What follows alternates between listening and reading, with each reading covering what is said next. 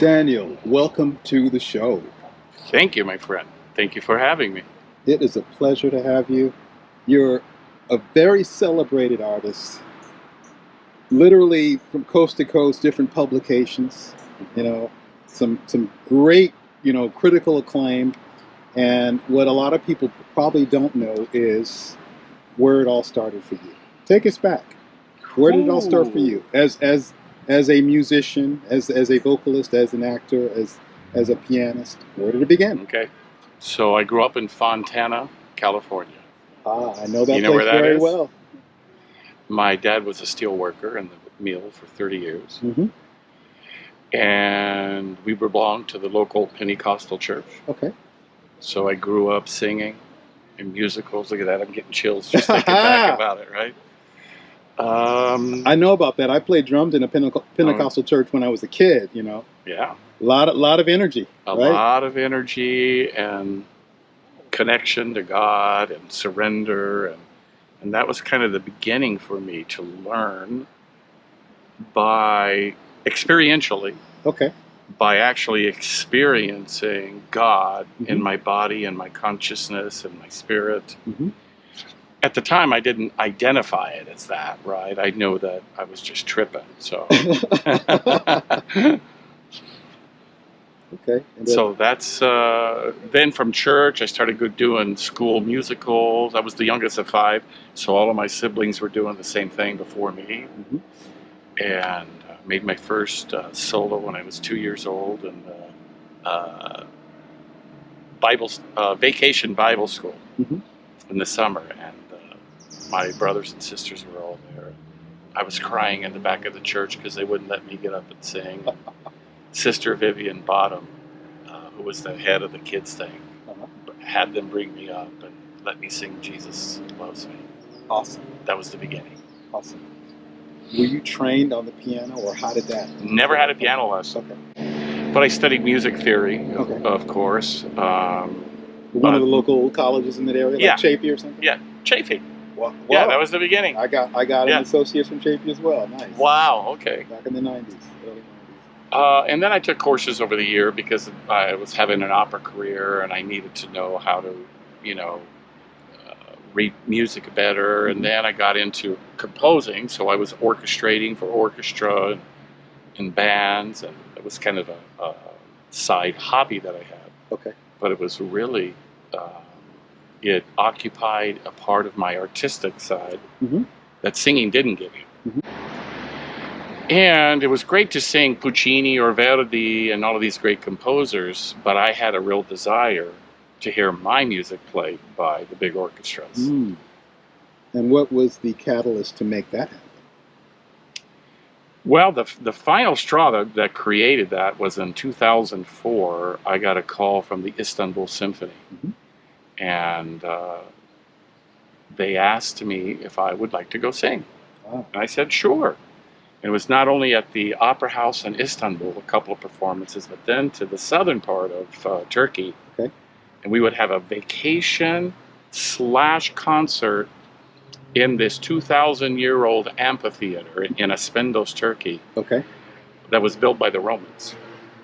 Nice. And so I said to myself, I wrote a tango, Mm-hmm. and would love to have this orchestrated for the orchestra in Istanbul.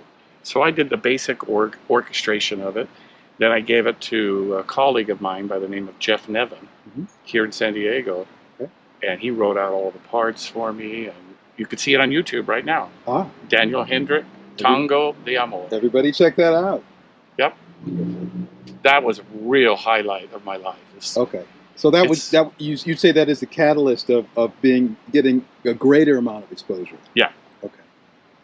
And for me, it wasn't even about getting exposure. It was just about the art. Mm-hmm. It was the art of being able to feel energetically what it's like, a piece that you wrote, yeah, and having one of the biggest orchestras in the world, 80-piece orchestra, mm-hmm. play that song. A little funny note about that, I flew in to Turkey, mm-hmm. to Istanbul, got off the plane, went right to the Opera House. I mean, that's like a, I don't know, 14 or 15 hour flight, something like that. right to the opera house, into the director's office. I gave him 2 bottles of tequila because I asked him what he wanted from the U.S. that he can't get over there. Gave him 2 bottles of tequila, went on the stage, and started rehearsing. Oh, wow. The next day we did the same. You primed it, right? Next day we did the same thing, and my wife Pilar was with me. And all of a sudden, it started with, I think the cellist over here on the left. She started pointing to the music because they didn't realize I wrote the song. Mm. And one by one, you could see them go through the orchestra. And what such a gratifying feeling. Getting your props, huh? Getting the props, man, from my fellow musicians. There you go. So that was a beautiful moment for me. Not because it wasn't just me, the singer guy, because that's what I was always known for, the singer. Mm-hmm. But in my mind, I'm not a singer. I sing. Okay. Okay. That's just one of the ways that I express myself, you know. Okay. So it's that whole I am thing, you know. Okay. Maybe sort of like a sort of a vehicle, I guess. Yeah, sure. All right. Channeling the artistic spirit. That's it. Yeah? That's it. And there's many different expressions. I mean, over the years, I did like a kind of a rock opera CD of my original music. And that was another experiment, but of self-expression. A lot of times in the opera world, they block you into a category, and they don't like it if you break out of that category. Oh, I see. Yeah, self-expression is a big thing with the artists, and obviously there's so many different formats or facets of how we express ourselves. So I notice you have a wonderful piece of literature here. Tell us about this. I do. Well, this is a part of all of that story. Okay. It's called Know You Know. Okay. And one of the songs that I wrote is called Know You Know. Okay. And let me tell you what happened with that song. Sure. This is this book is my life story. I just finished it. It's going to be on Amazon soon and Barnes & Noble. Awesome. So you just type in Daniel Hendrick, Know You Know, and you'll find this. But I don't know how many years ago, maybe 10, 12 years ago, I was sitting at the piano. And that was frequently how I meditated. And from my days way back in the church days, even when I was primitive piano, I would do that. I would just play the chord, and I could feel energy from that chord.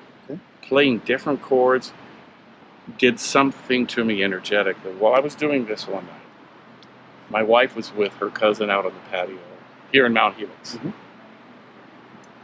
All of a sudden, this force, this energy comes over me, and I'm out of my body. And I'm in a place that the only way I can describe it, it was absolute love.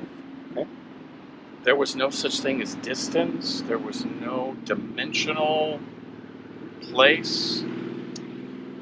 It was a realm of love. And in that place, I've always been a very loving guy. Came from loving God, loving family, loving parent, but the love on the other side is almost incomprehensible.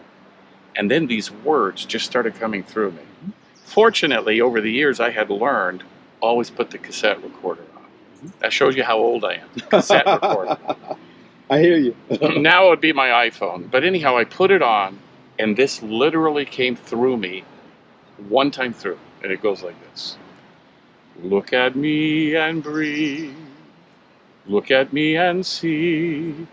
Look into my eyes, little one, and know that fear is gone within your soul. And know you know that you are not alone. Feel my breath within. Free your heart again. Feel the passion my presence can bring. Come walk with me and see your heart is whole. And know you know that you are not alone. Come walk with me to a place where love is everything.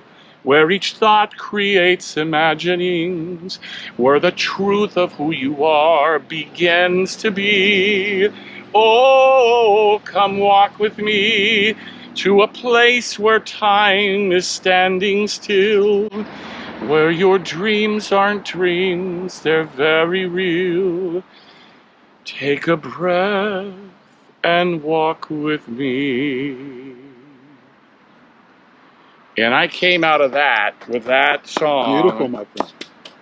And I felt like I was 100 pounds lighter than what I was. Okay. I felt almost like I was levitating. Mm-hmm.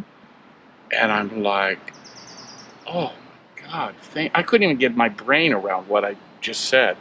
But I memorized the whole thing in that moment. Mm-hmm. Didn't have to look at a chord chart, nothing. Went outside, and my wife and her cousin from Mexico City was with her, and I walked out. They looked at me, they said, what's wrong?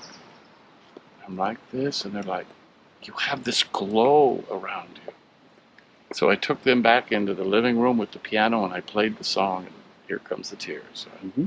Everybody's crying because they could feel that I had experienced something, and that's the song, Know You Know. Wonderful.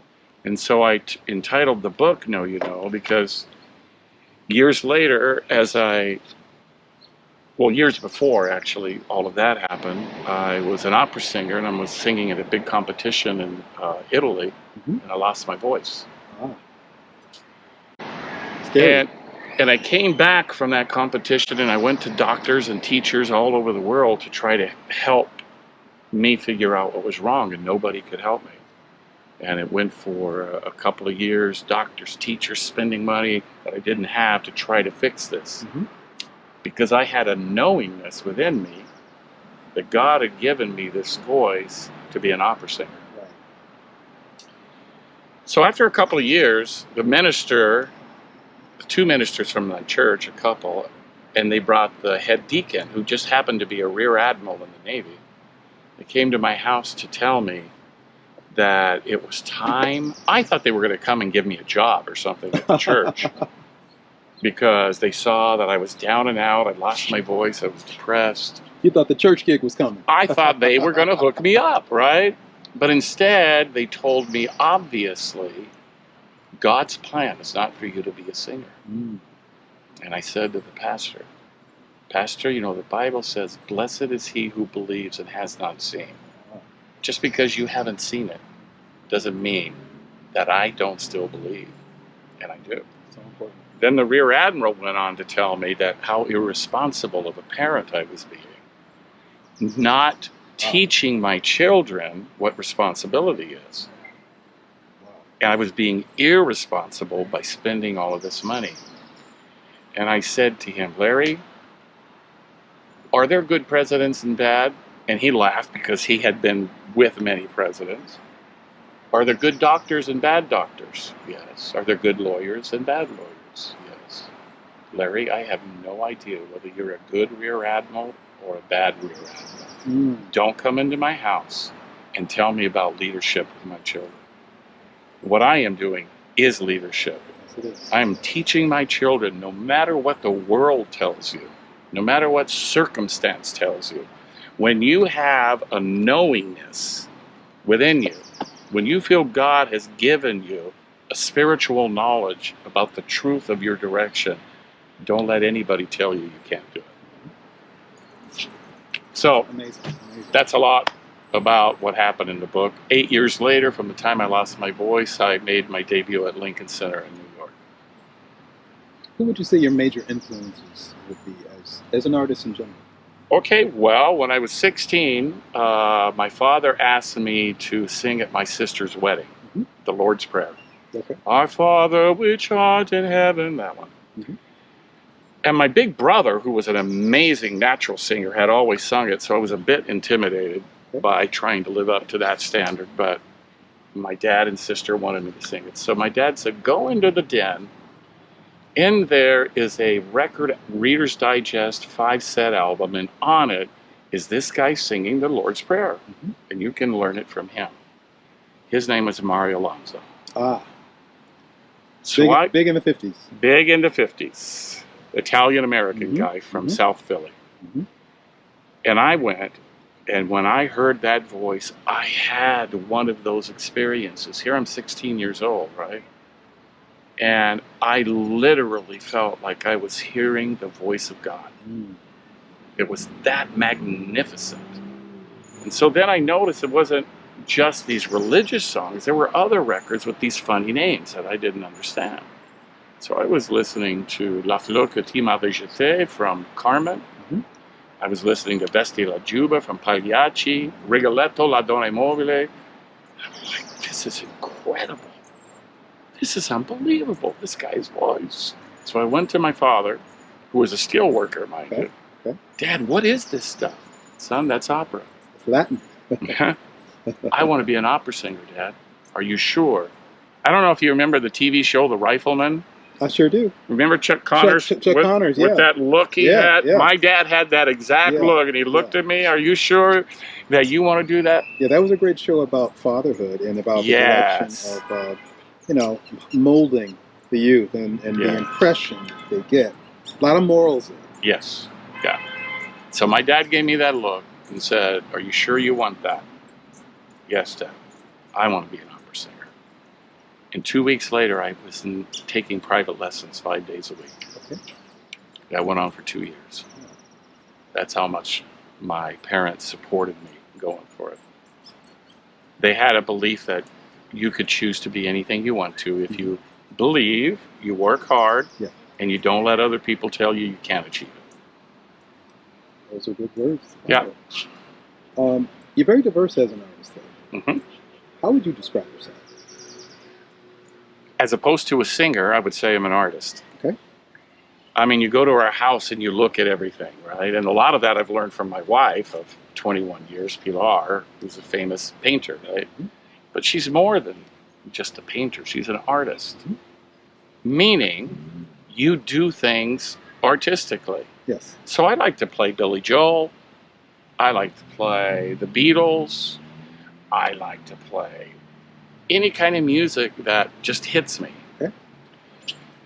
And after my career was over, which is a whole nother story, I don't think we have time for today, but I ended up singing in restaurants here locally in San Diego. And I found that brought me a lot of joy to not just be the opera guy, but to be the artist guy that reached out to different genres of music and tasted of, experienced in a very deep way. And then from that, my students started coming into the restaurants and they were singing with me. And then now I have this mentorship happening at the same time. I'm exploring my own artistry, and then it spread to the whole community. Definitely allows you to connect on a more intimate level with the listener, in clubs, restaurants, smaller venues. Would you say? Yes. Yeah, and I love that. Yeah. You create a community, and for me, ultimately, community is an extremely important thing because we need each other. Yes. We need each other as human beings, and that's always been my theme at the restaurants for the artists, is leave your ego behind. We're here to help each other, love each other, encourage, not to tell them what they can't do, but the possibilities of what they could do. There you go. Check the ego at the door, as Quincy Jones says. That's it. You have a residency in Southern California, Carlsbad to be exact, if I'm not mistaken. Tell us a little bit about that, and we know that you sort of travel a little bit around in the Southwest. Do you have other residencies in different states or neighboring states? Or? Do you mean like a home or? Yes. Yeah. Well, we just moved from California last year to Phoenix, Arizona. Okay. So we live there now, but we have so many friends here. So we stay with my wife's best friend when we come here now. Okay. And I sing at the Chichotis restaurant in Cardiff by the Sea, in Carlsbad, and then in Rancho Santa Fe, and then I teach all day. She has her art studio in Bankers Hill that she's had for many years. She's got a huge following there. So there is a community here. Yes. So we've been coming back for over a year now, every 2 weeks. Okay. But I'm getting some of these same kind of jobs over there in Scottsdale, Arizona, so I'm going to be transitioning to that a little bit more. And now the beautiful book area is there. I've done some yeah. shows in Scottsdale. Okay. A few of the resorts. Yeah. Hyatt, I believe it was. Yeah. Okay. And the book is coming out now, so I'm going to be doing book signings and touring with that a little bit, getting that launched. So our life is changing, but this is always going to be home for us here in San Diego. Wonderful. You talked about students. What advice would you give for the student who wants to, aspire to do great things in the arts? First, be clear, do you really want that, and are you willing to pay a tremendous price? Mm-hmm. If you're not willing to pay a tremendous price, don't do it. Okay. I'll give you an example. I had a family come, and their son was a prodigy violinist. Mm-hmm. Incredible. He had a scholarship, I think it was to Harvard, though, as a doctor as well. And he had scholarships to go as a violinist. And they came for dinner, and they asked me to help them because they didn't want to impose upon him. They wanted him to be a doctor, but they didn't want to impose their will upon him. So I asked him the question, if you were a doctor, but you could play the violin in the local community on the weekends in the community orchestra, how would you feel? Mm-hmm. I think that would be okay with me. Right. Then you're not going to go to school to be a violinist. You have to have that more than anything in your life. Mm-hmm. You have to have a knowingness that that's what you're supposed to do, because the road is too difficult. And if you don't have the passion that that's who you are and that's what you're a part of your expression as a human being, then you shouldn't go into it. Okay. Now, more frequently happens, though, is that people do feel that they have that, and the parental units are telling them, be sensible. Mm. And I tell the parental units, it is not sensible to take an artist and force him to go to medical school. That's chaos. That's chaos. Torture. That is. And probably a loss financially. Yeah, exactly. Because ultimately it's about finding what makes us content in life and happy in life. And whatever that might be. Right. You know? You could be the guy that picks up the trash every day in the neighborhood for the city and is the coach of the Little League team. Mm-hmm. And for him, that's fulfillment because he's helping these kids. How beautiful is that? Mm-hmm. If that's what makes you happy, then there you go. Awesome. So, in other words, a sort of a little synopsis of that, a little snapshot of that, how would you, reiterate this one little snapshot of advice-wise? If you feel, mm-hmm. not how your parents feel, okay. And mostly it's kids that are going off to college that I'm dealing with this mm-hmm. with. If you feel you have to do it because you have a fire within you, like Dante's fire, if you have that fire within you, don't let anybody tell you. I have given so many permission slips to students. Here you go. Here's a permission to tell your parents no. Okay. Awesome. Go for it. Go for it. Awesome. Yeah. You know what? And I have had one parent object to me mm-hmm. telling their kids that. Because it's hard for anybody, any human being, no matter what age, to know who you are and what you want to do. Yeah. And when you have somebody that really feels that they know what they want to do and you're putting doubt into their equation, oh, that's terrible. It is a crime. And I have seen the injury of mm-hmm. people who were lawyers that have come to me or executives have come to me and they're wanting to sing. And the pain that it caused them because they were essentially manipulated into following that career path. Awesome. You've got to go for it. Daniel, thank you so much for coming today. We really appreciate it. Everyone listening will, definitely take heed to your words of wisdom.